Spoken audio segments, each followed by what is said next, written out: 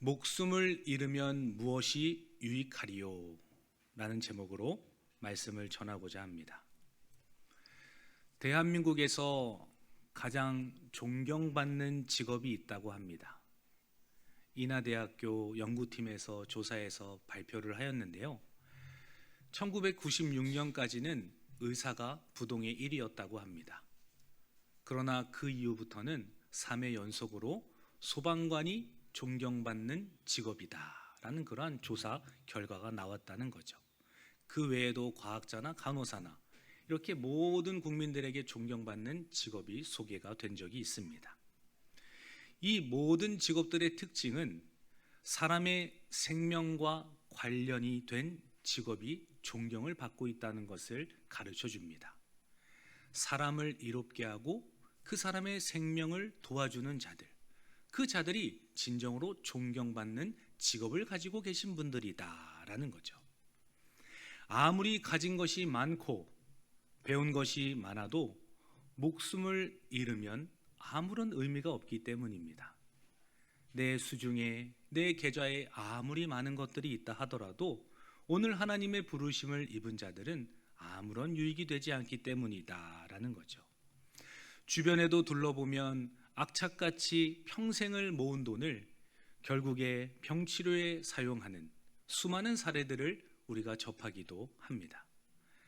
결국에 가면은 건강한 사람이 부자인 것처럼 여겨지는 그러한 결말을 또한 우리가 보게 되기도 하죠. 요한복음 14장 6절 말씀에서는 예수님이 길이고 진리고 생명이다 라고 가르쳐 주고 있어요. 예수님께 나오는 자들이 곧 목숨과 생명을 얻는 자들이고 하나님 앞에 바르게 나아갈 길을 부여받은 존재들임을 가르쳐 주신다라는 겁니다. 예수님이 왜 길이 되십니까? 온전한 순종을 하셔서 하나님의 공의를 만족시키셨기 때문이에요. 하나님께 나아갈 살 길을 열어주신 분이 바로 예수 그리스도이기 때문에 그분이 길이라는 것이죠. 이어서 왜 주님이 진리이십니까? 주님께서는 하나님이시지만 사람의 몸을 입고 이 땅에 성육신하신 분이세요. 그분만이 진리가 되시고 완전한 하나님의 계시를 우리 가운데 가르쳐 주신 분이시기 때문에 그분을 통하여서 하나님께 나아갈 수 있다는 그 진리를 우리 가운데 가르쳐 주신 분이시기도 합니다. 그리하여 하나님의 사랑을 확증해 주신 삶을 보여주신 분이 바로 예수 그리스도이시죠. 더 나아가서는 생명의 근원이시고 생명을 주시는 분이시라는 것을 가르쳐 줍니다. 예수님께서는 십자가에서 죽으시고 3일 만에 부활하셨죠. 그 부활하신 몸을 입고 40일 동안 많은 제자들과 일시에 500여 형제에게 동시에게 보이신 다음에 승천하시고 보좌 우편에 앉아 계십니다. 그리고 그분이 다시 오실 때에는 생명의 부활로 그 믿는 자들을 영생의 길로 인도하시는 하나님의 가르침을 우리 가운데 주셨죠. 그렇기 때문에 예수님이 길이고 진리고 생명이라는 것을 우리는 성경을 통하여서 알고 있습니다. 가장 존경받는 직업과 모든 사람이 원하는 이 목숨, 이 자체가 예수 그리스도에게 있다는 것을 우리가 잊지 않아야 할 것입니다.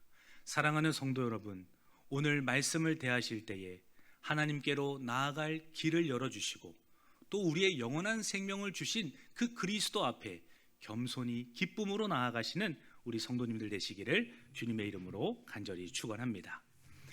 그래서 우리는 예수님을 따르지 않을 수가 없습니다. 주님만이 생명이시고 길이고 진리이기 때문에 그분을 따르지 않을 수가 없다는 거죠.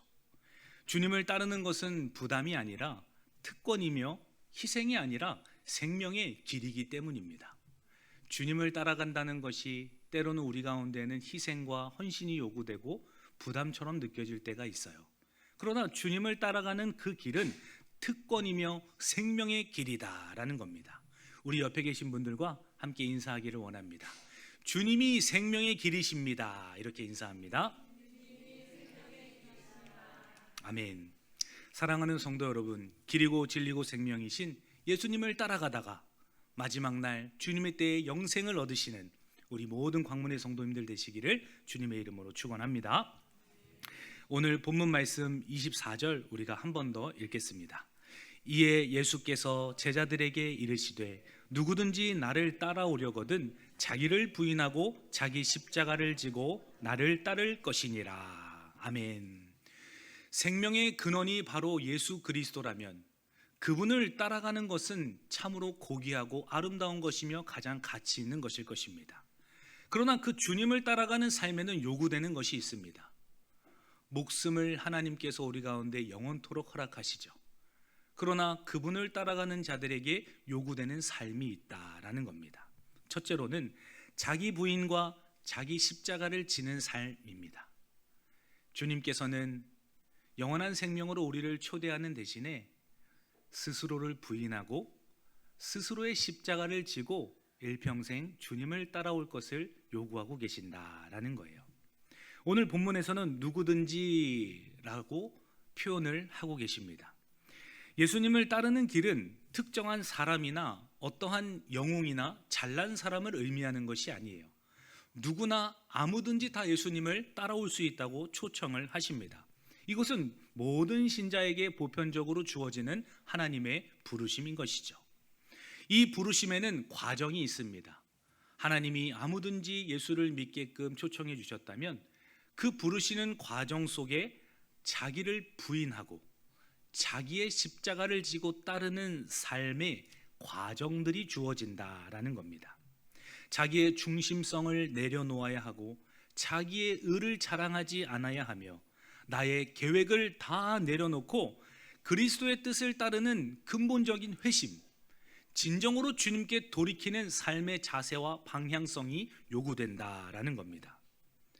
주님께서는 십자가에서 못 박히실 때 우리도 함께 죽었고 주님께서 부활하시고 살아나실 때 우리도 함께 다시 살아난 존재임을 가르쳐 주셨습니다.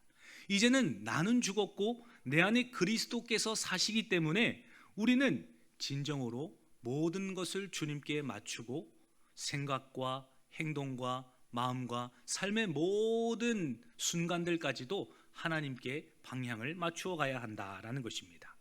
우리 함께 말씀 한 구절 찾아보기를 원합니다. 갈라디아서 2장 20절입니다. 갈라디아서 2장 20절입니다. 갈라디아서 2장 20절 함께 읽습니다. 내가 그리스도와 함께 십자가에 못 박혔나니 그런즉 이제는 내가 사는 것이 아니요 오직 내 안에 그리스도께서 사시는 것이라. 이제 내가 육체 가운데 사는 것은 나를 사랑하사 나를 위하여 자기 자신을 버리신 하나님의 아들을 믿는 믿음 안에서 사는 것이니라. 아멘. 예수님의 사람들은 자기 십자가를 지고 주님을 따르는 삶을 살아갑니다. 이것이 신자에게 요구되는 것이고 기쁨으로 그 길을 걸어가도록 하나님께서는 우리를 인도해 가신다라는 거예요. 단순한 고난이 아니라 그리스도와 연합된 죽음을 경험하면서 살아가는 겁니다. 아, 나는 죽은 존재이지. 이러한 상황 속에서 예수 그리스도와 연합된 자라면 주님의 나타나심이 드러나야지. 이 순간에 내가 죽는 것이 하늘의 미랄이 되는 것이고 주님의 영광이 드러나는 통로이지. 그러면서 그 고난의 순간마다 그리스도와 연합됨을 기억하면서 죽기를 자처하는 삶, 그것이 바로 순종의 길이다라는 겁니다. 예수님을 따라가는 사람들은 날마다 이러한 믿음의 한 걸음 한 걸음이 이어져야 할 줄 믿습니다. 지난 주일 점심에 있었던 일입니다. 낯선 손님이 찾아오셨어요. 담임 목사님을 찾으신다는 이야기를 듣고 제가 마중을 나갔습니다. 식사 시간이어서 같이 식사를 하시면서 대화를 나누시죠? 라고 요청을 드리니 자기는 지금 밥을 먹을 기분이 아니라고 하시더라고요. 그래서 어떤 일 때문에 그러시는지 여쭤봤습니다. 자기가 지금 3일 동안 단식을 하고 있고 이제 곧 세상을 등지려고 하는데 나의 이야기를 들어줄 사람을 찾고 있었다. 이렇게 얘기를 하시더라고요. 이게 순간 무슨 날벼락인가 그러한 두근거리는 심장으로 그분에게 집중을 하였습니다. 그분이 저에게 물어보시더라고요. 목사님, 만약에 제가 다음날 뉴스 1면에 나오신다면 목사님 기분이 어떠실 것 같으세요? 뭐 그렇게 극단적으로 물어보시니까 제가 그분의 분위기에 압도를 당했어요. 그래서 만약에 그런다면 너무 미안하고 또 죄송스럽고 후회가 좀 있을 것 같습니다. 그러면서 목사님 바쁘신 거 아는데 저에게 잠시 시간을 내주십시오. 이렇게 얘기하시더라고요. 얼마든지 가능하다고. 뭐 지금 식사가 중요한 게 아니고 지금 선생님께 집중하겠다고 그렇게 말씀을 드리고 갑자기 본인의 이야기들을 여러 가지를 쏟아내시더라고요. 막 감당할 수 없는 일들을 저에게 갑자기 얘기를 하시니까 제가 막 무서워지기 시작하는 겁니다. 그래서 어쩌다가 우리 교회에 오시게 됐냐고 제가 중간에 말을 끊고 여쭤봤어요. 그랬더니 1층에 사진을 보는데 왠지 목사님이 인상이 좋아 보이고 자기 이야기를 들어줄 것 같다고 얘기하시더라고요. 그래서 분위기를 제가 좀 바꿔보려고 아이고 사람을 잘못 보셨다고, 제가 그렇게 좋은 사람은 아닌데 장난을 치려고 했더니 장난치지 마시라고, 자기는 지금 너무나 심각하다고 그렇게 이야기를 하시더라고요. 그래서 죄송하다고 하고 계속 대화를 이어갔습니다. 여기는 사람이 보는 눈이 많으니 조금 1층으로 내려갔으면 좋겠습니다. 이렇게 이야기를 하시더라고요. 근데 저는 내려가고 싶지 않더라고요. 무섭기도 하고 주일이기도 하고 바쁜 일정이 있는데 제가 그 시간을 할애한다는 것이 쉽지 않았습니다. 그 보통에도 교회에 방문하시는 분들이 계세요. 조금 도와달라, 뭘 팔아달라, 조금 구제해달라, 이런 분들이 많이 오세요. 그때는 지혜롭게 제가 잘 돌려보내는 편인데 이상하게 이분은 제가 왠지 그냥 돌려보내면 안 될 것 같은 마음이 강하게 들더라고요. 그리고 대화를 하던 중에 그 지난주가 추수감사 주일이었잖아요. 감사의 열매로 서로 세워져가는 교회와 성도에 대한 설교를 하고 또 무엇보다 하나님께서 주신 감사의 열매들을 가지고 우리가 서로 사랑해야 한다는 메시지를 전했는데 거부감이 드는 제 마음 가운데 그 말씀이 확 박히기 시작하는 겁니다. 그래서 한 템포를 낮추고 그래도 좀 더 들어드려야 되겠다라는 마음의 결단이 일어났어요. 그리고 같이 대화를 하던 중에 부지중에 천사를 대접했던 아브라함에 대한 말씀이 기억났습니다.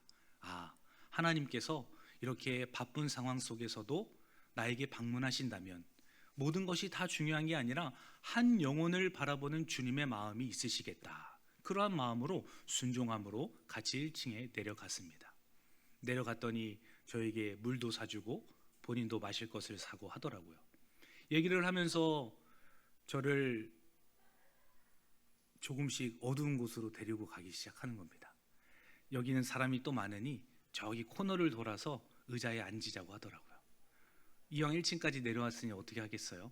따라갔어요. 예술인 아파트 벤치에도 앉았다가 길거리를 돌아다니면서 얘기를 하다가 많은 이야기를 들으면서 이분이 이제 말씀의 물꼬가 트이기 시작한 거예요. 저는 대화를 들어드리고 그냥 호응을 한 것밖에 없습니다. 그런데 웃기도 하시고 또 눈물을 글썽거리기도 하시고 하면서 목사님이랑 대화할 수 있어서 너무 감사하다고 그런 이야기를 하더라고요. 근데 제가 선생님 1시 반에 제가 오늘 회의가 있습니다. 아쉽지만 곧 있으면 제가 올라가야 하는데 그래도 그 시간까지는 제가 집중해서 들어드리겠습니다. 그렇게 이야기를 하니까 목사님 저 배가 고픈데 목사님한테 빚진 사람이 되고 싶어요. 저 밥 좀 사주세요. 그렇게 이야기를 하시더라고요. 아니 3일 동안 단식을 하시던 분이 교회에서 식사하자니 식사도 안 하시던 분이 갑자기 저한테 밥을 사달라고 하니까 그럼 알았다고 너무나 감사한 말씀이라고 하면서 제가 기꺼이 밥을 사드리겠다고 말씀을 드렸어요. 근데 지금은 잠깐 회의를 해야 하니 제가 20분 후에 다시 내려오겠다. 본인은 2층에 가서 밥을 먹고 있겠다고 하더라고요. 그래서 제가 20분 후에 회의를 끝나고 내려갔는데 이미 밥을 다 시켜서 맛있게 두고 계시고 한쪽에는 핸드폰을 보고 계시고 또 옆에 창가 쪽에는 소주병도 하나 딱 놓고서는 이미 드시고 계시더라고요. 그래서 제가 딱 도착했는데 얼마나 당황을 했는지 몰라요.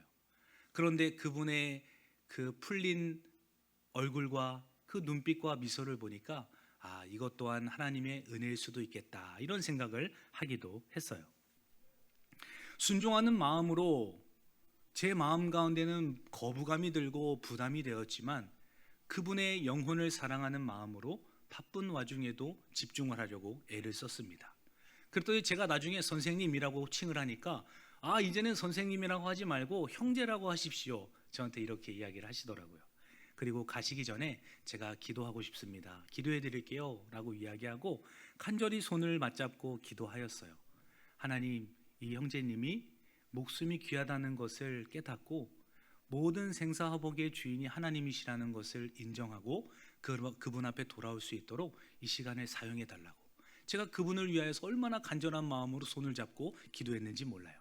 그리고 이제는 올라가야 될 시간이 되어서 형제님, 저는 지금 가지만 형제님의 마음속에 주님이 주인 되어주시기를 원한다고, 그렇게 축복 속에서 함께 웃으면서 인사하면서 헤어졌던 주일이었습니다. 처음에는 세상을 등지려고 하였던 분이 잠깐의 그 대화와 나의 부인과 나의 십자가를 지고 가려고 했던 그 연약한 순종을 보시고 하나님께서 한 영혼의 마음과 심령을 변화시키시는 놀라운 은혜의 시간들을 경험하였다라는 것입니다. 사랑하는 성도 여러분, 오늘날 자기 부인이 우리의 삶 속에는 어떠한 형태로 드러나고 있습니까? 우리들에게는 평판의 손해, 희생과 포기, 이 세속적 가치에 거절하는 것을 통하여서 우리는 자기 부인을 발견하게 되는 것이 아닙니까? 나의 감정과 의지보다는 그리스도의 말씀을 우선시하고 또 관계와 재정과 시간에서 나의 중심성을 내려놓는 바로 그 결단, 그 삶이야말로 나의 십자가를 지고 나를 날마다 부인하면서 주님을 따라가는 진짜 목숨을 얻은 자의 삶이다라는 것입니다. 우리 옆에 계신 분들과 한 번 더 인사하기를 원합니다. 돌아오는 한 주는 자기 부인을 하며 삽시다. 이렇게 인사합니다. 돌아오는 한 주는 아멘. 우리는 그리스도께서 성육신 하셔서 낮아지신 것을 날마다 묵상해야 합니다.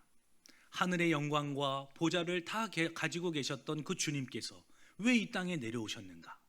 왜 사람의 몸을 입고 동일한 형상과 감정을 가지고 이 땅에서 살다 가셨는가? 우리는 그분의 순종의 삶, 낮아진 삶을 묵상해야 한다라는 겁니다. 그러할 때 나의 의지와 옛 자아를 내려놓게 되고 예수님을 따라가는 그 제자의 길이 비로소 그때부터 시작되기 때문이에요. 나의 십자가를 지는 것은 억지의 고난이 아니라 예수님께 대한 사랑과 순종의 열매이기 때문입니다. 주님께서 낮아지셔서 그 길을 먼저 걸어가셨던 것처럼 나 또한 내 안에 이제 주님께서 사시니 주님이 원하시는 곳에 함께 동참하고 사역하기로 결단하는 삶, 그것이야말로 생명을 얻은 자가 자기 부인을 해가면서 살아가는 삶이다라는 겁니다. 사랑하는 성도 여러분, 때로는 내 마음 가운데 거부감이 들고 이 상황을 모면하고 피하고 싶은 순간을 맞닥뜨린다 할지라도 주님께서 나를 부인하고 나의 십자가를 지고 따라오라 라고 말씀하셨던 그 명령을 기억하시면서 사람을 살리시고 주님의 사랑을 증거하시는 우리 성도님들 되시기를 주님의 이름으로 간절히 축원합니다. 이어서 25절부터 27절까지 말씀도 함께 이어서 읽습니다. 누구든지 제 목숨을 구원하고자 하면 잃을 것이요 누구든지 나를 위하여 제 목숨을 잃으면 찾으리라. 사람이 만일 온 천하를 얻고도 제 목숨을 잃으면 무엇이 유익하리요? 사람이 무엇을 주고 제 목숨과 바꾸겠느냐? 인자가 아버지의 영광으로 그 천사들과 함께 오리니 그때에 각 사람이 행한 대로 갚으리라. 아멘. 예수님을 따라오는 자들에게 목숨을 얻고자 하면 잃게 될 것이다. 그러나 나를 위하여 목숨을 잃은 자들은 다시 찾게 될 것이다. 주님께서는 말씀을 하십니다. 그러면서 목숨이 무엇보다 가장 중요하다는 것을 우리에게 가르쳐 주시죠. 목숨을 구원하고자 하면 잃습니다. 편안함을 추구하고 자신의 안위만을 생각하며 이 세속적인 성공만을 추구하는 삶을 의미하는 것 아닙니까? 주님은 온데간데 없고 본인의 영광과 본인의 안위만을 생각하면서 살아가는 자들을 의미합니다. 반대로 잃는 자들은 누구를 의미합니까? 예수님을 따르는 길이 손해처럼 보이지만 그리스도 안에서 참 생명을 얻는 자로서 살아가는 삶의 순간들을 의미하는 것입니다. 예수님을 따르는 길이 우리의 눈에는 손해처럼 보입니다. 그러나 그 주님을 향하여서 나아가는 삶이야말로 진정한 영생으로 가는 길임을 우리 가운데 가르쳐 주시지 않습니까? 주님께서도 요한복음 12장 24절에서 말씀하셨어요. 내가 진실로 진실로 너희에게 이르노니 한 알의 밀이 땅에 떨어져 죽지 아니하면 한 알 그대로 있고 죽으면 많은 열매를 맺느니라. 주님은 우리에게 희생과 헌신과 죽음을 요구를 하십니다. 한 알의 밀이 땅에 떨어져 죽는 순간들을 하나님께서는 우리 가운데 허락을 하신다라는 거예요. 내가 죽었더니 어떠한 하나님의 영광을 봅니까?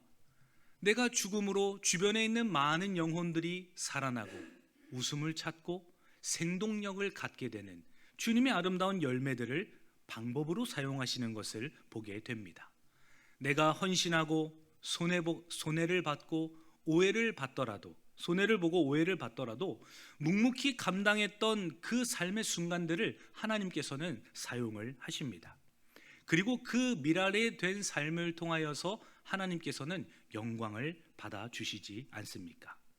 내가 죽었던 모든 순간들을 하나님께서는 알고 계세요. 나의 부인과 나의 십자가를 짊어졌던 그 순간들을 하나님께서는 아십니다. 그리고 하나님께서는 알고 그냥 방치하고 내버려 두시는 것이 아니라 내가 행한 대로 갚으리라. 주님께서는 약속하시는 오늘 본문의 말씀을 보지 않습니까? 내가 죽었던 순간을 아시고 모든 행한 대로 갚으시는 예수님이 계시다라는 겁니다. 영광 중에 다시 오실 예수님은 은혜의 선물로 구원을 받은 자녀들이 삶의 열매에 대한 최종적인 평가가 있다는 것을 가르쳐 주세요. 구원은 은혜로 받았지만 그 은혜 받은 삶의 최종적인 하나님의 심판과 보응이 있음을 가르쳐 주고 계시다라는 겁니다. 나 혼자 구원받았다고 하나님 감사합니다 하고 살아가는 것만이 전부가 아니라 주님께서 마지막 영광의 주로 다시 재림하실 때에 우리의 삶의 모든 순간들을 판단하시고 칭찬하시고 또한 질책하시며 우리 가운데 부족한 부분들도 하나님께서 깨닫게 하실 것이다 라는 겁니다. 마지막 영광의 주님을 대면하실 때에 기쁜 마음으로 즐거운 마음으로 무엇보다 많은 이야기할 거리들을 한 보따리 가지고 계셔서 주님을 영접하시기를 예수님의 이름으로 간절히 축원합니다. 주님께서는 무덤에서 잠자던 자들이 주님의 음성을 들을 때가 올 것이다 라고 가르쳐 주셨어요. 요한복음 5장 29절입니다.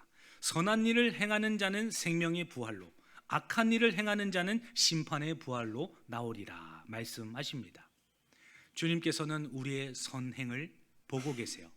우리가 잘나서 그 아름다움을 받아주시는 것이 아니라 그리스도 안에서 그분의 힘과 의를 힘입어서 주님 앞에 드렸던 그 열매와 헌신과 수고들과 모든 순간들을 하나님께서 받아주시고 사용해 주신다라는 겁니다. 이번에 교회 김장을 너무 맛있게 하셨더라고요. 어제 제가 겉절이를 먹었는데 숨이 넘어갈 뻔했어요. 얼마나 맛있던지 제가 수육을 입에 넣고 김치를 먹다가 사례가 걸리기도 할 정도로 너무 맛있으니까 자꾸만 입에 넣었습니다. 제가 올해 먹은 김치 중에서 너무 가장 맛있었던 것 같아요. 얼마 전에 저기 수인 산업도로에 있는 정말 맛있는 국밥집에 갔는데 그 국밥집이 김치가 너무 유명하거든요. 근데 그 김치가 생각이 안 날 정도로 너무 맛있는 정말 김장김치를 하셨더라고요. 이번에 처음으로 루디아 모든 회원분들이 다 나오셔가지고 김장을 처음으로 하셨다는 이야기도 우리 사모님께서 해주셨어요. 얼마나 그렇게 선한 일을 하면서 교회를 세워가시고 주님의 나라와 영광을 위해서 또 성도들을 위해 헌신하시고 수고하시는 그 모습들이 너무나 감탄하고 감탄스럽고 존경스러운지를 모릅니다. 또 그제는 회장님들이 오셔가지고 다 밑작업까지 해주시고 온 교회가 한 마음으로 김장을 했다는 것을 모두가 다 알지 않습니까? 또 이번에 김장 배추는 우리 장로님 댁에서 헌신해 주시고 고춧가루는 여성교회에서도 또 헌물해 주시고 이러한 모든 수고들이 우리가 모여가지고 모두가 하나님의 미랄이 되기로 작정하고 헌신하고 내가 죽고 모든 것을 내려놓을 때 많은 열매를 맺게 하시는 하나님을 공동체로 하여금 보게 하신다라는 겁니다. 사랑하는 성도 여러분, 온몸이 쑤시고 또 이번에 각자 가정에서도 바쁜 일정 가운데 시간을 쪼개셔서 많은 수고를 해주셨는데 그 모든 시간들을 하나님께서 보고 계시고 반드시 응답하시며 갚아주실 줄 믿습니다. 영광 중에 오시는 그 주님께서 우리 성도님들을 위로하시고 반드시 축복을 허락해 주실 것입니다. 주님을 위해 잃는다는 것이 실제로 어떤 유익이 됩니까? 내가 주님께 헌신하고 수고하고 나의 가진 것을 내어놓고 또 손해를 보면서 잃었던 것, 그 모든 순간들이 우리에게는 어떤 유익이 있느냐라는 겁니다. 세상적으로 볼 때에는 우리의 유익이 줄어들지 몰라요. 자산이 줄어들고 주머니에 수중에 있는 것들이 줄어들지 모르겠어요.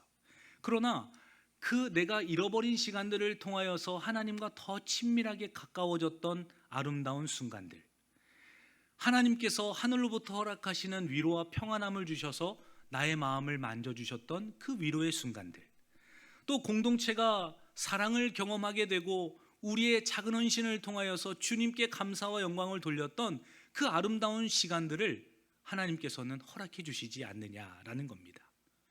세상으로 볼 때는 우리의 유익이 줄어들지라도 하나님과 몸된 교회와 가정을 세워가시는 하나님을 바라보시면서 주님께 영광과 찬송을 올려드리는 우리 성도님들 되시기를 주님의 이름으로 축원합니다.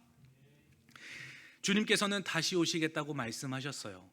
그 재림 때에 생명의 심판, 악의 심판을 주님께서 하시죠. 그것을 우리는 날마다 기억하면서 현재의 삶에서 더욱 거룩함을 선택해야 합니다. 주님이 언제 오실지 모른다. 오늘 밤에도 도적같이 그날이 올지 모른다. 주님의 살아계심과 다시 오심을 믿으면서 오늘 하루를 거룩하고 순결하게 살아가는 삶, 그것이 우리에게는 너무 큰 유익이 된다라는 겁니다. 사람의 평가보다 하나님 앞에서의 정직을 추구하는 삶, 그것이야말로 온 천하보다 귀한 목숨과 생명을 얻은 주님을 따라가는 삶의 길인 줄 믿습니다.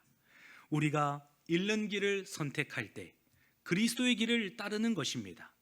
결국 하늘의 영광을 경험하게 하실 주님을 바라보게 하실 줄 믿습니다. 주님을 위해 시간을 잃으십시오. 재정과 편의를 잃으십시오.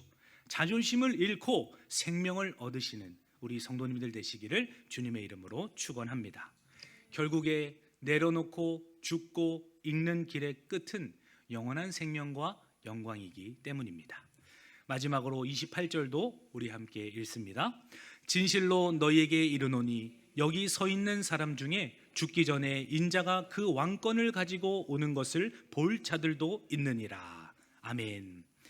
생명의 근원이신 그리스도를 따라가는 사람들은 영광 중에 나타나실 주님을 바라보아야 합니다. 우리는 사람을 바라보거나 환경을 바라보는 것이 아니라 다시 오실 주님을 바라보는 사람들이기 때문이에요.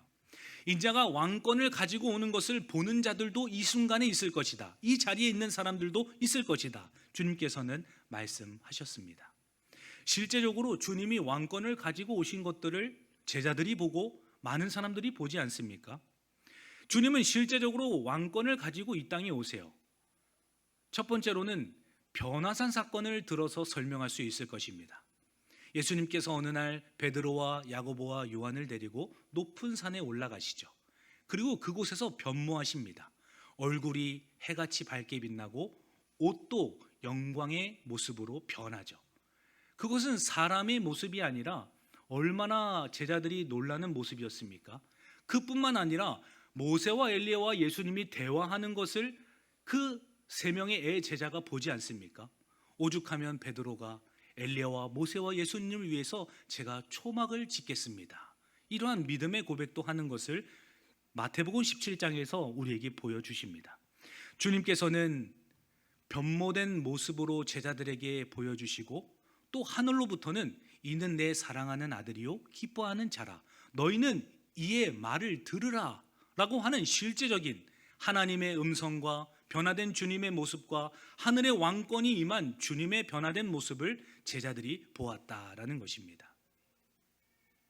더 나아가서는 십자가에서 죽으시고 3일 만에 부활하셨죠.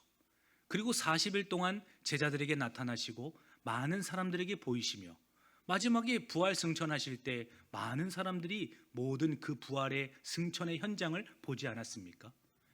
이것은 소설이나 픽션이 아니라 진짜적인 역사적인 사실이고 우리 가운데 믿음으로 허락하시는 하나님의 일하심이기도 하다라는 거예요.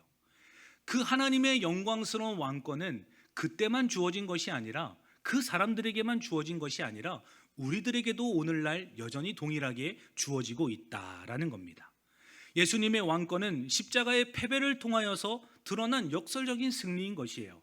십자가에서 죽은 것 같으나 진짜 승리하신 영광의 주님을 우리 가운데 보여주십니다. 우리는 그리스도의 영광을 보는 신앙으로 살아가야 합니다.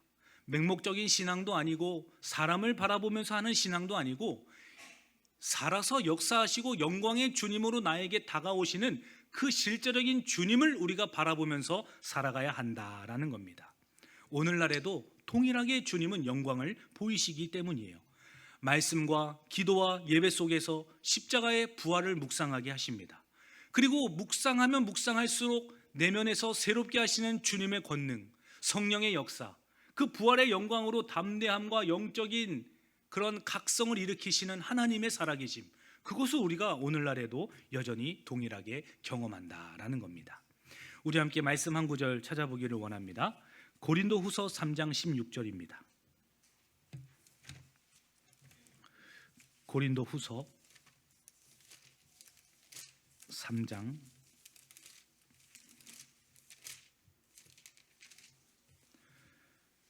16절부터 18절까지 우리 함께 읽습니다. 그러나 언제든지 주께로 돌아가면 그 수건이 벗겨지리라. 주는 영이시니 주의 영이 계신 곳에는 자유가 있느니라. 우리가 다 수건을 벗은 얼굴로 거울을 보는 것 같이 주의 영광을 보매 그와 같은 형상으로 변화하여 영광에서 영광에 이르니 곧 주의 영으로 말미암음이니라. 아멘. 주의 영이 계신 곳에 자유가 있고 주의 영을 통하여서 마치 수건이 벗겨지고 거울을 보는 것 같이 선명하게 주님을 볼 수 있다라는 것을 사도 바울은 우리에게 가르쳐 줍니다. 우리도 기도하면서 말씀 가운데 몰입하면 몰입할수록 영광의 주님을 마치 수건을 벗어던지고 보는 것처럼 선명하게 경험하게 하시지 않습니까? 주의 영이신 성령으로 주님의 영광을 바라보는 것이 가능하다라는 것입니다. 우리 가운데 있는 어두운 그림자, 상처, 실패, 또한 분냄, 모든 상처, 이 무력감, 외로움, 이 모든 것들이 주님의 영광을 바라보는 삶이야말로 회복과 치유가 되는 순간이다라는 거예요.